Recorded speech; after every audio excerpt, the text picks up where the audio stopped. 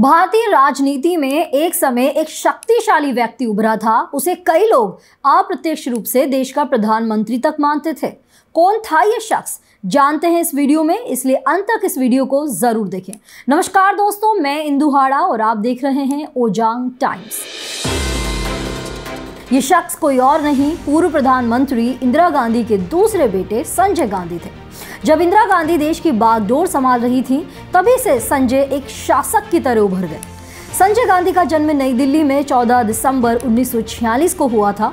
वो इंदिरा गांधी और फिरोज गांधी के दूसरे बेटे और पूर्व प्रधानमंत्री राजीव गांधी के छोटे भाई थे।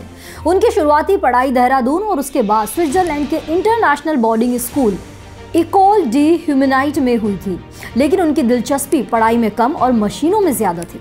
बचपन से ही उन्हें मशीनें ठीक करने का बहुत जुनून था। मशीनों के अलावा खेलों में भी उनकी खासी रुचि थी।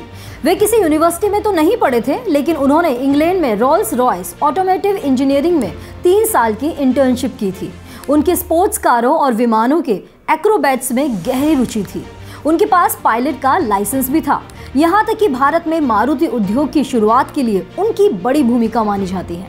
साल 1966 में तत्कालीन प्रधानमंत्री लाल बहादुर शास्त्री की मौत के बाद इंदिरा गांधी देश की प्रधानमंत्री बनी और फिर संजय गांधी अपनी इंटर्नशिप बीच में ही छोड़कर देश वापस आ गए। इंदिरा गांधी के सत्ता संभालने के बाद कांग्रेस में बहुत सारे बदलाव आए और जैसे जैसे इंदिरा गांधी की पार्टी में पकड़ मजबूत होती गई, संजय गांधी का भी पार्टी में रुतबा बढ़ता गया। माना जाता है कि इंदिरा गांधी संजय गांधी के किसी भी फैसले के खिलाफ नहीं जाती थी।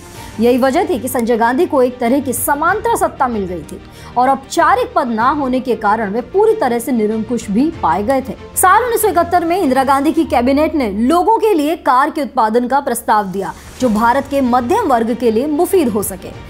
इसी की वजह से मारुति मोटर्स लिमिटेड नाम की कंपनी अस्तित्व में आई। संजय गांधी इसके मैनेजिंग डायरेक्टर बन गए और कंपनी को कार बनाने और बेचने का लाइसेंस आसानी से मिल गया। इस पूरे मामले में इंदिरा गांधी की भी आलोचना हो रही थी, लेकिन 1971 के भारत पाकिस्तान युद्ध ने सभी का ध्यान इससे हटा दिया।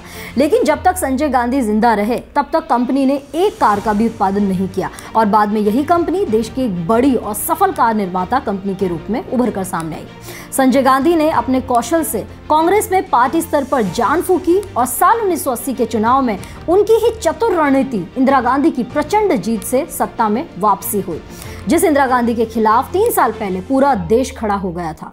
मतलब हारी बाजी को भी संजय गांधी ने पलट कर रख दिया था। लेकिन 23 जून 1980 को बेहद कम उम्र में ही उनकी विमान दुर्घटना में मृत्यु हो गई। फिलहाल इस वीडियो में इतना ही। ऐसे ही इंटरेस्टिंग वीडियोस देखने के लिए हमारे चैनल को सब्सक्राइब करके बेल आइकन पर क्लिक जरूर कर दें और कमेंट करके बताएं कि आपको हमारा ये वीडियो कैसा लगा।